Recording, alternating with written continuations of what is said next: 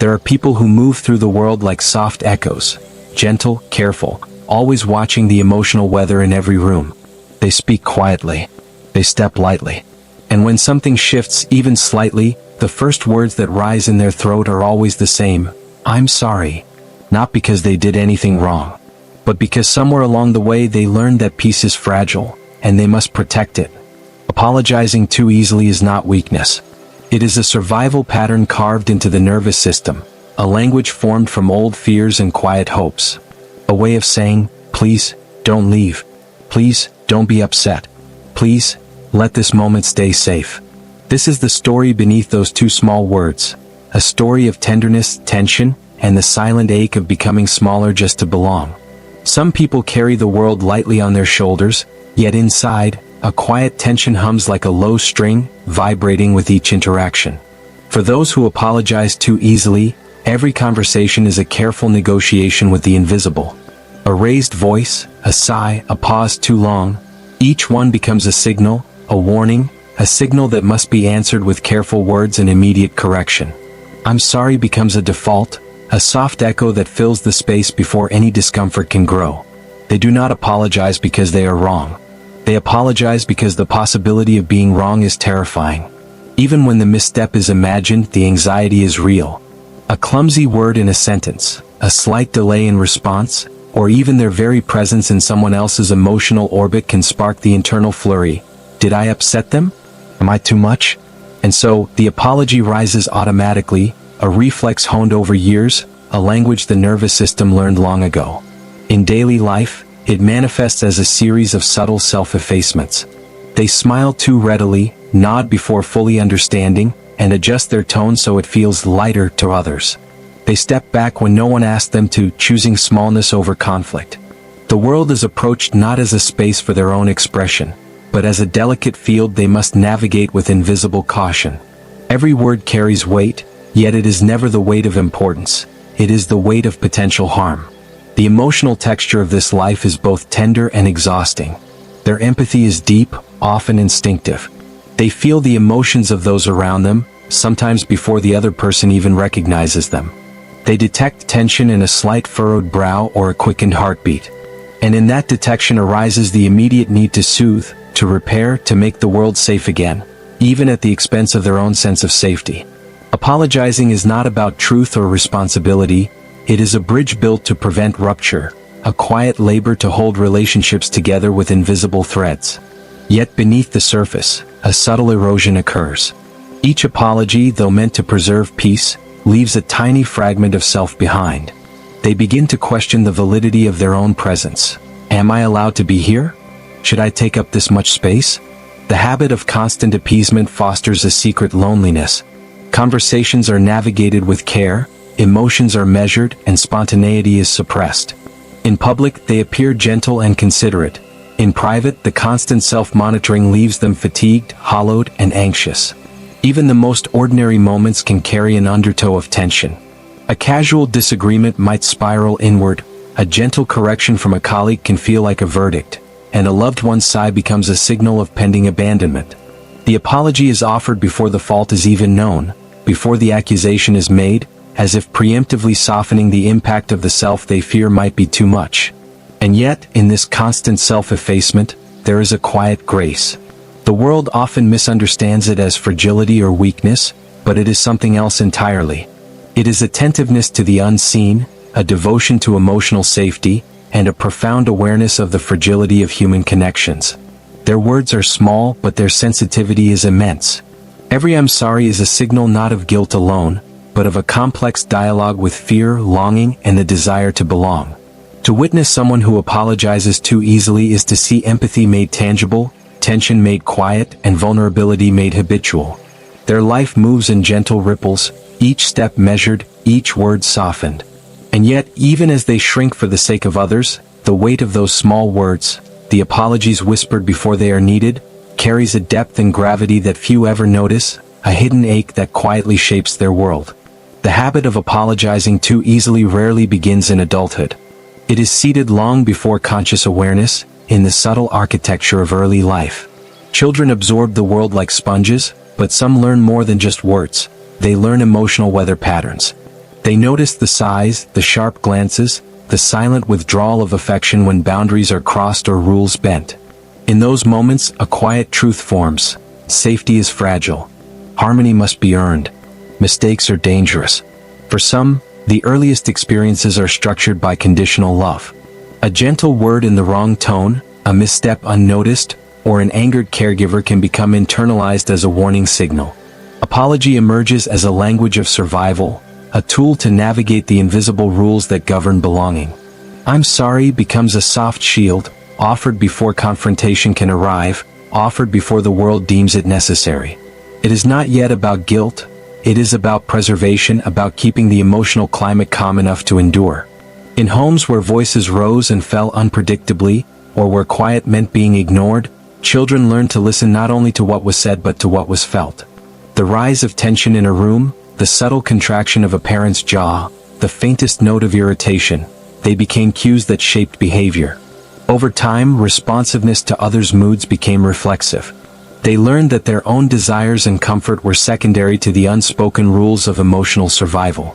To be seen and safe, they learned, was to preemptively apologize, to anticipate upset before it surfaced, to shrink before being asked.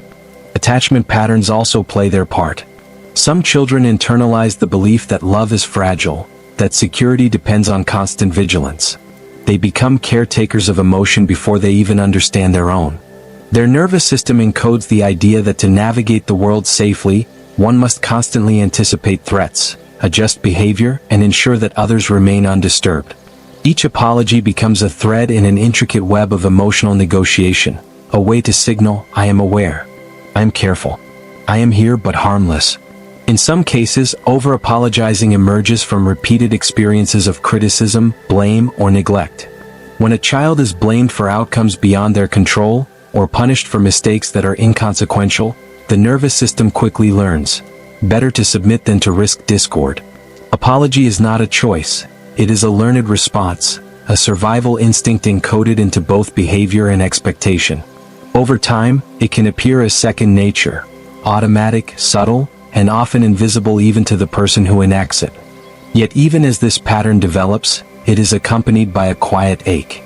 The child may recognize on some level that their own desires and feelings are secondary, that their presence must be softened to protect the relationship. Small moments of resistance may arise, a thought, a longing, a fleeting sense of self-worth. But in the face of early conditioning, these feelings are tempered. Apologies continue to flow freely, the pattern reinforced by experience, by repetition, and by the quiet reassurance that the world is more bearable when they anticipated storms. This early shaping is rarely acknowledged.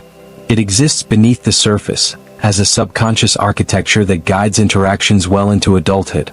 Every apology carries the imprint of those first lessons, the learned fragility of connection, the early association between love and caution, the understanding that self-preservation often requires invisibility. Those who apologize too easily are, in a sense, lifelong students of fear, attentive, vigilant, and skilled in the quiet art of minimizing presence to maintain emotional stability. And so, the habit is born, not from guilt, not from weakness, but from a deeply human impulse to survive, to belong, to keep the fragile threads of relationship intact. Apologies become both protection and prison, a delicate balance between belonging and erasure, a silent echo of lessons learned long ago. Apologizing too easily is not only a habit of the mind, it is a language written in the body. The nervous system, sensitive and unrelenting, remembers before the conscious mind ever speaks. Every slight shift in tone, every flicker of tension in another's face, is registered not as information, but as a signal to react, to adapt, to protect. The reflexive apology becomes an embodied memory, a response encoded in the circuits of survival. Psychologists often describe this as the fawn response, one of the less familiar reactions to perceived threat, alongside fight, flight, or freeze. While fight and flight mobilize energy outward, fawning bends inward, smoothing over conflict, appeasing danger, and anticipating the needs of others to avoid harm. It is not weakness. It is an ancient strategy, a subtle negotiation between safety and connection. Apologies in this sense are not merely words. They are gestures of preemptive care, protective signals transmitted before danger arrives. The brain reinforces this behavior through associative memory. When early attempts at appeasement are met with calmer faces, softened tones, or relational preservation, neural pathways strengthen. The act of saying "I'm sorry" becomes a predictable, effective mechanism, a way to regulate the environment. Over time, the response becomes automatic. It no longer requires conscious deliberation. The nervous system has learned, apology equals safety. And yet, safety is an illusion, for the pattern persists even when no threat exists, a ghost of old fears that continue to pulse in the body. Attachment theory offers further insight. Those with anxious or insecure attachment styles are more likely to fawn. Their nervous system treats social disapproval as danger, triggering physiological states of tension, elevated heart rate, and cortisol release. Apologizing acts as a physiological release valve, calming these signals temporarily while maintaining relational connection. In other words, saying "I'm sorry" is both a social gesture and a neurochemical regulation, a tool to soothe not just the other person but themselves. Even minor interactions can trigger these deeply ingrained patterns. A missed text, a delayed response, a tone that hints at impatience, each can awaken the same old circuits, the same body-based urgency to restore equilibrium. The apology emerges before reasoning, before reflection, because the body has remembered the cost of inaction. Survival has become intertwined with verbal conciliation, with emotional anticipation, and with preemptive humility. And yet, the memory is not merely mechanical. It carries emotional texture. Every apology can evoke relief, yes, but also a quiet self-erasure, a small resignation. The nervous system remembers the benefit of safety, but it also retains the subtle loss of autonomy, the silent cost of prioritizing the emotional environment above one's own presence.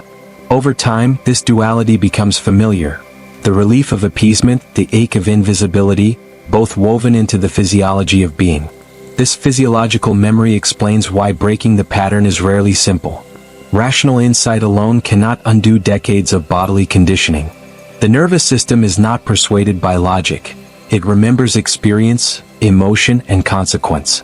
To step into a space without preemptive apology requires recalibration of the body's responses, a slow rewiring of the reflexes that have protected them for so long.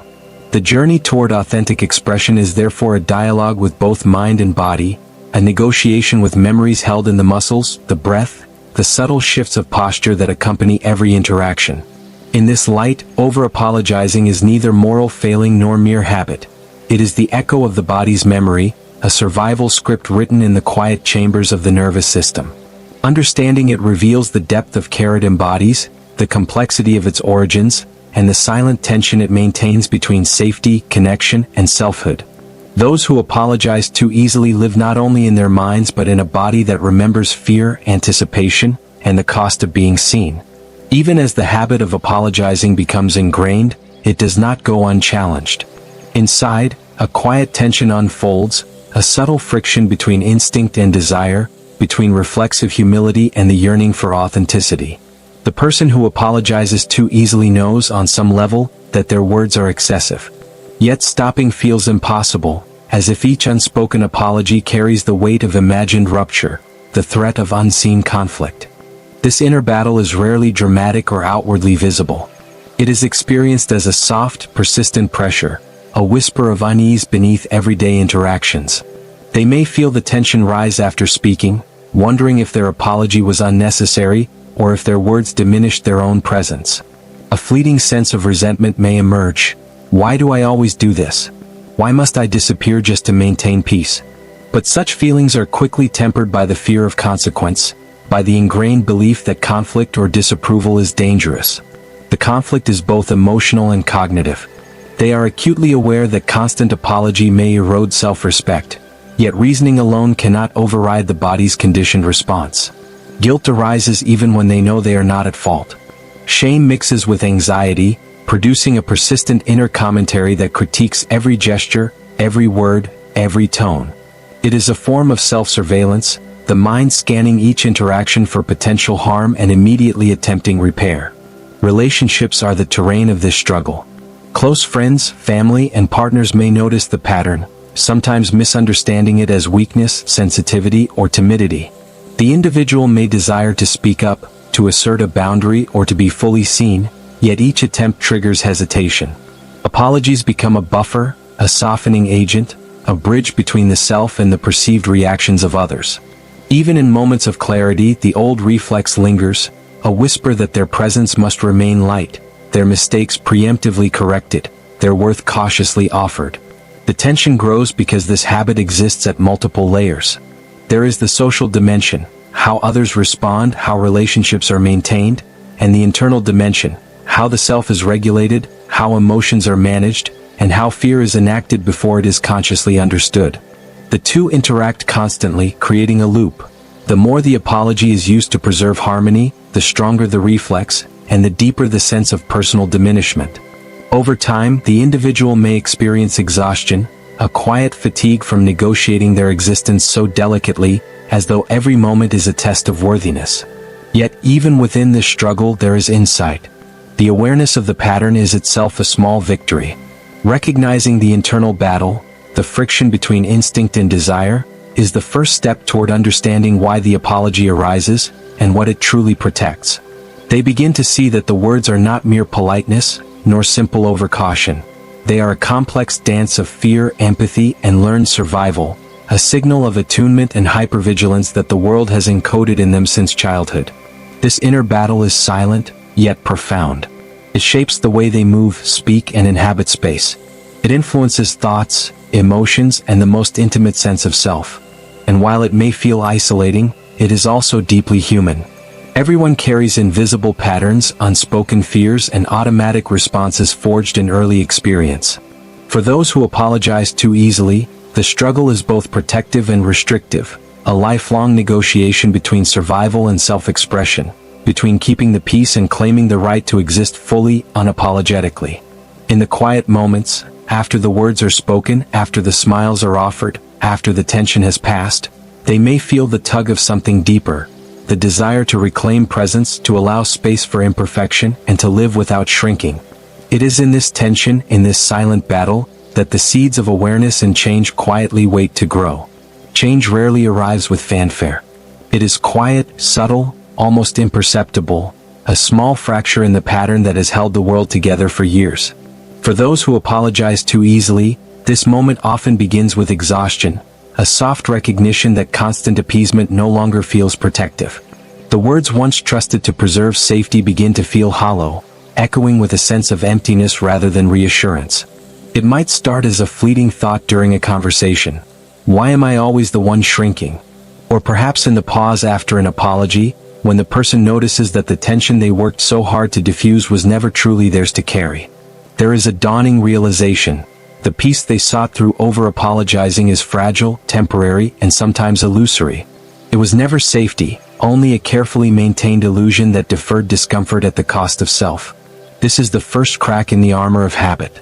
The reflexive apology, once automatic, is momentarily questioned. Anxiety persists, yet awareness surfaces. They notice the cost, the subtle erosion of presence, the invisible diminishment of self-worth, the quiet fatigue of always giving up space. For the first time, the pattern is recognized not just as a personal quirk, but as a defense mechanism. An old, deeply ingrained strategy meant to protect them from harm, yet now carrying its own pain. Sometimes the moment comes through relationships, often gently, sometimes sharply. A friend may express frustration or confusion, not with malice, but with curiosity. Why do you apologize so much? Or a partner may set a boundary that challenges old reflexes.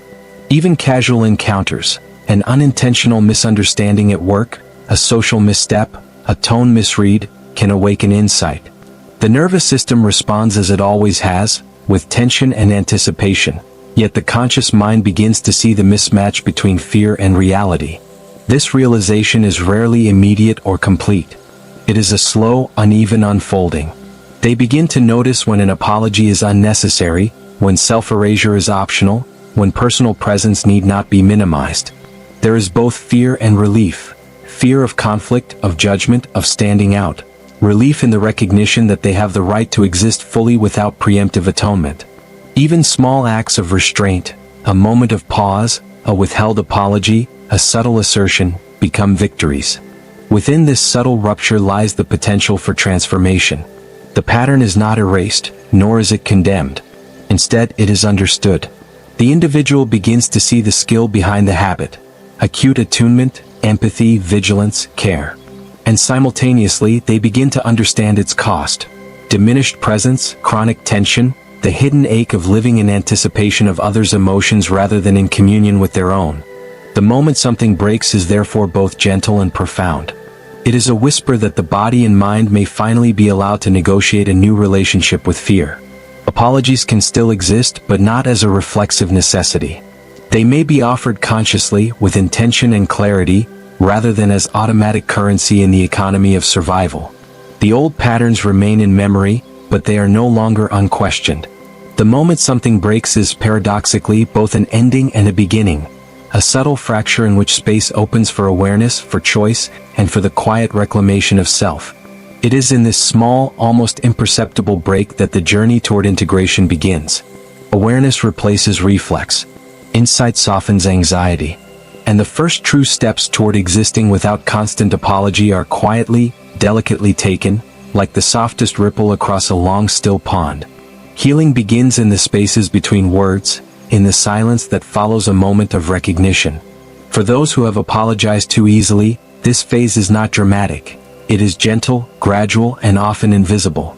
It is the soft relearning of presence, the quiet unlearning of fear, the tentative reclaiming of space once ceded to constant anticipation. To breathe again is to acknowledge the self without apology, to allow existence without the constant preemptive smoothing of others' emotions. The first steps are subtle. A pause before speaking, a measured word, an unspoken thought that does not immediately bow to the comfort of others. These small acts are revolutionary for someone who has long navigated the world with soft edges. The nervous system, trained for vigilance, begins to experience novelty. Tension that once demanded immediate appeasement is held, observed, and gently released. Breath, once shallow and reactive, deepens. Muscles relax in spaces previously tight with the need to protect, to soften, to diminish. Boundaries emerge as the body and mind remember that it is safe to exist fully.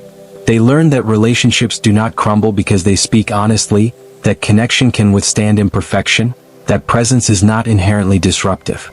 Apologies are no longer default responses but intentional expressions, used only when truly needed. This subtle shift is not about asserting dominance or rejecting care. It is about realigning with authenticity, discovering that gentleness can coexist with self-respect. Emotional awareness deepens. They notice when anxiety arises, when fear triggers the impulse to apologize, when old patterns whisper their familiar commands. And they respond differently, not with automatic submission but with acknowledgement. Yes, this is fear, the mind recognizes. Yes, this is a learned pattern. And in the recognition lies choice: to speak without preemptive self-erasure, to exist without shrinking, to offer empathy without losing presence. This process is deeply human and deeply tender. It does not erase the past, it integrates it. The nervous system remembers the years of vigilance, the countless apologies offered in good faith, the subtle sacrifices made to maintain connection. But the memory is no longer a prison. It becomes a teacher, a guide, a reflection of resilience and survival. Each intentional pause, each unneeded apology withheld, is a small act of reclaiming life that was once surrendered to fear. In the act of breathing again there is a reorientation to the self. Presence is felt fully in conversation, in silence, in laughter and disagreement alike. Choices are made with mindfulness, not reflex. Compassion toward others is tempered with compassion for oneself. The rhythm of living shifts imperceptibly but meaningfully. There is space for voice, for vulnerability without collapse, for connection without erasure. And though the habit may linger, it no longer defines them. Apologies are no longer the measure of worth or the currency of survival. They are tools used with intention, not instinct.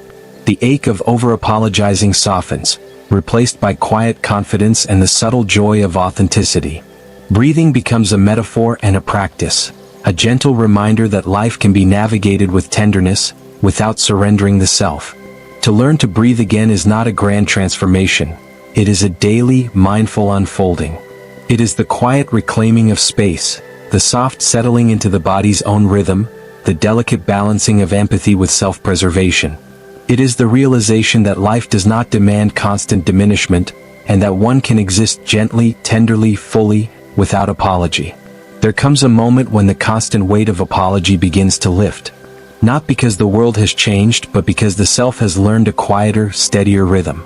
Those who once offered words of conciliation before they were needed begin to notice the space between thought and speech, between fear and expression. They realize that presence need not be softened to be safe, that tenderness can exist alongside authenticity, that the self can be both gentle and whole. Living without habitual apology is not dramatic. It is subtle, almost imperceptible, like the shift of light at dawn. The gestures of daily life, speaking, listening, walking through the world, take on a new weight, a new grace. Words are no longer reflexive shields. They are intentional, deliberate, imbued with awareness and care. The nervous system, long attuned to tension, begins to relax into a softer way of being, learning that connection can thrive without constant mitigation. Relationships adjust. Some respond with relief, appreciating honesty and presence unmediated by fear. Others may take time to understand, having been accustomed to the previous pattern of deference and over-apology. But even these shifts do not require defensiveness or correction. The individual has learned that living authentically does not demand the collapse of connection. Presence, when tempered with awareness, creates its own harmony, one that does not come at the cost of the self. Emotionally, there is a subtle reclamation. Anxiety may still rise, memories of old patterns may whisper, but the response is now different. There is space to breathe, to notice, to feel without immediately correcting. Mistakes, small and large, can be met with reflection rather than preemptive remorse. The self is permitted to exist fully without constant mitigation, without disappearing into the contours of others' needs. Each day becomes a soft practice in balance, a gentle exploration of what it means to inhabit one's own life without apology as default. This softer way of existing is profoundly human. It honors both the learned caution of years past and the emerging capacity for presence. It does not erase the careful vigilance that once protected the nervous system. It integrates it. The lessons of survival remain, transformed into wisdom rather than burden. Sensitivity becomes a strength, empathy a bridge, and intentionality a quiet power. Life is not easier, but it is more authentic, more tender, more attuned to the subtle truths of being. In this space, the words "I'm sorry" are no longer the measure of worth or the currency of connection. They are chosen, not defaulted to. And in choosing, there is liberation. The self is present, imperfect, human. There is space to be felt fully, without constant softening, without shrinking, without fear of judgment or abandonment. It is a gentleness that is rooted in confidence, a quiet dignity born from awareness, a reflection of resilience honed over years of careful living. And so, the journey completes itself in subtle, lasting ways. Those who once apologized too easily now move through the world with soft strength, offering empathy without self-erasure, giving space without diminishing, connecting without fear. There is a poetic rhythm to their presence, a quiet grace in which both self and others can exist together, fully, tenderly. They have learned that it is possible to navigate the world gently and openly, without apology as a crutch, without fear as a guide, and that this softness, rooted in courage, is a profound way to exist.